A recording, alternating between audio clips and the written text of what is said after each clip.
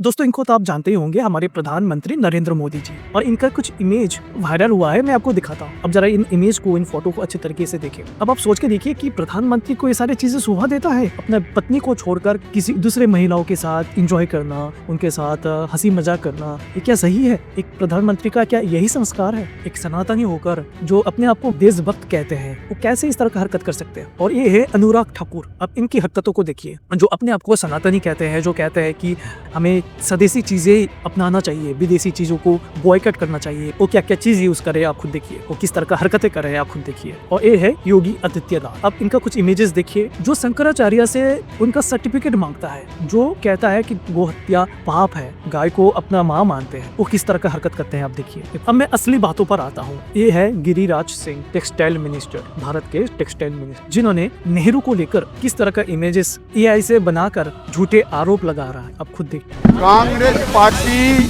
आज से नहीं, नेहरू के जमाने से तार तार किया है। ये राहुल गांधी को माफी मांगनी चाहिए देश से, और नरेंद्र मोदी ने दुनिया में भारत का नाम ऊंचा किया। गिरिराज सिंह ने एक्स पर जवाहरलाल नेहरू की 6 तस्वीरें शेयर की, लेकिन फैक्ट चेक में ये सामने आया कि ये तस्वीरें एआई जनरेटेड डीपफेक थी, जिनका कोई ऐतिहासिक प्रमाण नहीं है।